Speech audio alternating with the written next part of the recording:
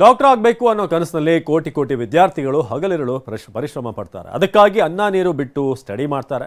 ಆದರೆ ಕೋಟ್ಯಾಂತರ ವಿದ್ಯಾರ್ಥಿಗಳು ಮತ್ತು ಅವರ ಪೋಷಕರು ಅವರ ಶ್ರಮಕ್ಕೆ ಕೊಡಲಿ ಏಟು ಬೀಳ್ತಾ ಇದೆಯಾ? ಎಂಥದ್ದೊಂದು ಅನುಮಾನ ಈಗ ದಟ್ಟವಾಗಿದೆ.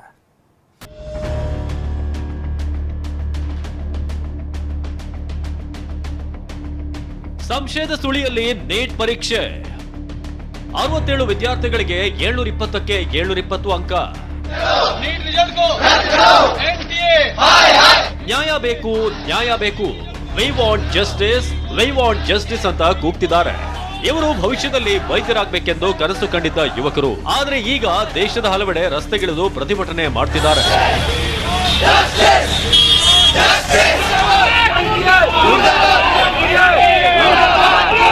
ಹೀಗೆ ಇವರು ಪ್ರತಿಭಟಿಸಲು ಕಾರಣ ಈ ಸಾರಿಯ ನೀಟ್ ಪರೀಕ್ಷಾ ಫಲಿತಾಂಶ. ನೀಟ್ ಪರೀಕ್ಷೆ ನೀಟಾಗಿ ನಡೆಯದೆ ಭಾರಿ ಅಕ್ರಮ ಆಗಿದೆ ಅಂತ ನೀಟ್ ಆಕಾಂಕ್ಷಿಗಳು ಆರೋಪ ಮಾಡ್ತಿದ್ದಾರೆ. ಡಾಕ್ಟರ್ ಆಗಬೇಕು ಅಂದ್ರೆ ಪಿಯುಸಿ ಅಥವಾ 12ನೇ ತರಗತಿಯ ವಿಜ್ಞಾನ ವಿಷಯಗಳಲ್ಲಿ ಅತಿ ಹೆಚ್ಚು ಅಂಕ ಗಳಿಸಿ ಪಾಸ್ ಆಗಬೇಕು.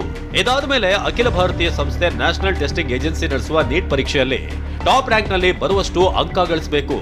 ಆಗ ಮಾತ್ರ ವೈದ್ಯಕೀಯ ಸೀಟು ಸಿಗುತ್ತೆ. ಆದ್ರೆ ಈಗ ನೀಟ್ ಪರೀಕ್ಷೆಯ ಪ್ರಕ್ರಿಯೆ ಮೇಲೆ ಅನುಮಾನ ಶುರುವಾಗಿದೆ. ಜೂನ್ 4ರಂದು ದಿಢೀರಾಗಿ ಪ್ರಕಟಗೊಂಡ ನೀಟ್ ಪರೀಕ್ಷೆ ಫಲಿತಾಂಶದಲ್ಲಿ 67 ವಿದ್ಯಾರ್ಥಿಗಳು 720ಕ್ಕೆ 720 ಅಂಕ ಗಳಿಸಿದ್ದಾರೆ. ಇದು ಇದುವರೆಗಿನ ಸಾರ್ವಕಾಲಿಕ ದಾಖಲೆ. ಇದೇ ಈಗ ಕೋಟ್ಯಾಂತರ ವಿದ್ಯಾರ್ಥಿಗಳಿಗೆ ಪರೀಕ್ಷೆಯ ಪಾರದರ್ಶಕತೆ ಹಾಗೂ ವಿಶ್ವಾಸಾರ್ಹತೆಯನ್ನ ಪ್ರಶ್ನಿಸುವಂತೆ ಮಾಡಿದೆ. ಹರಿಯಾಣದಲ್ಲಿ 8 ವಿದ್ಯಾರ್ಥಿಗಳಿಗೆ 720ಕ್ಕೆ 720 ಅಂಕ ನಿಗದಿಪಡಿಸಿದ್ದ ಜೂನ್ 14ರ ಬದಲು ಜೂನ್ 4ಕ್ಕೆ ರಿಸಲ್ಟ್. ಆಶ್ಚರ್ಯ ಅಂದ್ರೆ ನೀಟ್ ಪರೀಕ್ಷೆ ನಡೆದ ಹರಿಯಾಣದ ಫರೀದಾಬಾದ್ ಕೇಂದ್ರವೊಂದರಲ್ಲಿಯೇ 8 ವಿದ್ಯಾರ್ಥಿಗಳು 720ಕ್ಕೆ 720 ಅಂಕ ಗಳಿಸಿದ್ದಾರೆ. ಇಷ್ಟೇ ಅಲ್ಲದೆ ಕ್ರಮ ಸಂಖ್ಯೆ 62ರಿಂದ 67ವರೆಗಿನ ವಿದ್ಯಾರ್ಥಿಗಳು 720 ಅಂಕ ಗಳಿಸಿರುವುದು. ಹಾಗೆ ಮೊದಲ ರ್ಯಾಂಕ್ ಗಳಿಸಿರುವ 47 ವಿದ್ಯಾರ್ಥಿಗಳಲ್ಲಿ 44 ವಿದ್ಯಾರ್ಥಿಗಳು ಗ್ರೇಸ್ ಮಾರ್ಕ್ಸ್ ಪಡೆದು ರ್ಯಾಂಕ್ ಗಳಿಸಿರುವುದು ಅನುಮಾನಕ್ಕೆ ಕಾರಣವಾಗಿದೆ. ಇದೆಲ್ಲಕ್ಕಿಂತ ಇನ್ನಷ್ಟು ಸಂಶಯಕ್ಕೆ ಕಾರಣವಾಗಿರೋದು ನೀಟ್ ಪರೀಕ್ಷೆಯ ಫಲಿತಾಂಶ ದಿನಾಂಕ. ಜೂನ್ 14ರ ಬದಲು ಜೂನ್ 4ಕ್ಕೆ ದಿಢೀರನೆ ಫಲಿತಾಂಶ ಪ್ರಕಟಗೊಂಡಿದ್ದು ಸಾಕಷ್ಟು ಚರ್ಚೆ ಹುಟ್ಟು ಹಾಕಿದೆ. ನೀಟ್ ಪರೀಕ್ಷೆಯಲ್ಲಿ ಭಾರಿ ಅಕ್ರಮದ ವಾಸನೆ. ನೀಟ್ ಪರೀಕ್ಷೆಯಲ್ಲಿನ ಈ ಅಧ್ವಾನದಿಂದ ಕಾಂಗ್ರೆಸ್ ಸೇರಿ ವಿಪಕ್ಷಗಳು ಪರೀಕ್ಷೆ ನಡೆಸುವ ಎನ್ಟಿಎ ಹಾಗೂ ಕೇಂದ್ರ ಸರ್ಕಾರದ ವಿರುದ್ಧ ಆಕ್ರೋಶ ಹೊರಹಾಕಿವೆ. ಪರೀಕ್ಷೆಯಲ್ಲಿ ಭಾರಿ ಭ್ರಷ್ಟಾಚಾರ ಮತ್ತು ಅಕ್ರಮ ನಡೆದಿದೆ ಎಂದು ಸಂಶಯ ವ್ಯಕ್ತಪಡಿಸಿವೆ. ಈ ಬಗ್ಗೆ ಎಕ್ಸ್ನಲ್ಲಿ ಟ್ವೀಟ್ ಮಾಡಿರುವ ರಾಜ್ಯ ಕಾಂಗ್ರೆಸ್ ಉಸ್ತುವಾರಿ ರಣದೀಪ್ ಸಿಂಗ್ ಸುರ್ಜೇವಾಲಾ ನೀಟ್ ಪರೀಕ್ಷೆಯಲ್ಲಿ ಭಾರಿ ಅಕ್ರಮ ನಡೆದ ಬಗ್ಗೆ ಆತಂಕ ವ್ಯಕ್ತಪಡಿಸಿದ್ದಾರೆ. ನೀಟ್ ಪರೀಕ್ಷಾ ಫಲಿತಾಂಶದಲ್ಲಿ ಭಾರಿ ಅಕ್ರಮಗಳ ಆತಂಕ. 24 ಲಕ್ಷ ಯುವಕರು ಮತ್ತು ಅವರ ಪೋಷಕರಲ್ಲಿ ದೊಡ್ಡ ಚಡಪಡಿಕೆ ಇದೆ. ವಿವಾದಗಳು, ಆತಂಕಗಳು ಮತ್ತು ಪ್ರಶ್ನೆಗಳಿಗೆ ರಾಷ್ಟ್ರೀಯ ಪರೀಕ್ಷಾ ಸಂಸ್ಥೆ ಅಥವಾ ಮೋದಿ ಸರ್ಕಾರ ಉತ್ತರಿಸುತ್ತಿಲ್ಲ.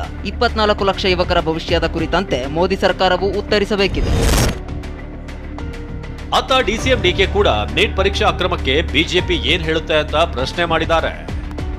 24 ಲಕ್ಷ ನೀಟ್ ಆಕಾಂಕ್ಷಿಗಳ ಭವಿಷ್ಯ ಅನಿಶ್ಚಿತತೆಯಲ್ಲಿದೆ. ಬಿಜೆಪಿ ಸರ್ಕಾರ ಯಾಕೆ ಸುಮ್ಮನಿದೆ? ನೀಟ್ ಪರೀಕ್ಷೆಯಲ್ಲಿ ಖಂಡಿತ ಮೋಸದಾಟ ನಡೆದಿದೆ. 67 ಆಕಾಂಕ್ಷಿಗಳು 720ಕ್ಕೆ 720 ಅಂಕಗಳನ್ನು ಪಡೆದಿದ್ದಾರೆ. ಈ ಹಿಂದೆ ಬರೀ 1 ಅಥವಾ 2 ಆಕಾಂಕ್ಷಿಗಳು ಮಾತ್ರ ಪರೀಕ್ಷೆಯಲ್ಲಿ ಅಗ್ರಸ್ಥಾನ ಪಡೆಯುತ್ತಿದ್ದರು. ನೀಟ್ ಋಣಾತ್ಮಕ ಗುರುತು ವ್ಯವಸ್ಥೆ ಹೊಂದಿದ್ದರೂ 67 ಮಂದಿ ಟಾಪರ್ಸ್ ಆಗಿದ್ದೇಗೆ? ಜೂನ್ 14ರಂದು ಪರೀಕ್ಷಾ ಫಲಿತಾಂಶ ನಿರೀಕ್ಷೆ ಇತ್ತು.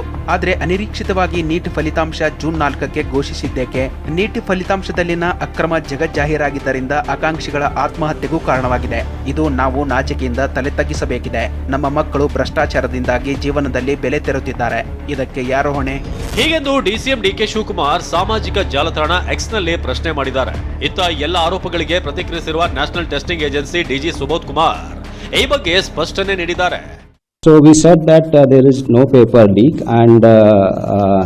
and we conducted the exam at that center with a different question paper and it went smoothly. And then there were allegations from some other centers that there is a possibility of paper leak. So we all again analyzed our system and denied that report through the press release on 6th of May. So the whole exam process has been very transparent and the integrity of the exam was not compromised at all. And ಅದೇನೇ ಇರಲಿ, neat ಪರೀಕ್ಷೆ ಅನ್ನೋ ಯುದ್ಧ ಗೆಲ್ಲೋಕೆ ವಿದ್ಯಾರ್ಥಿಗಳ ಶ್ರಮವಂತೂ ಕೇಳತಿರೋದು. ಇಂಥವರ ಶ್ರಮಕ್ಕೆ ಅನ್ಯಾಯ ಆಗಬಾರದು ಅಂದ್ರೆ ನೀಟ್ ಪರೀಕ್ಷೆಯಲ್ಲಿನ ಅಕ್ರಮದ ಸದ್ದನ್ನ ಅಡಗಿಸಬೇಕಿದೆ. Bureau report, ಟಿವಿ9.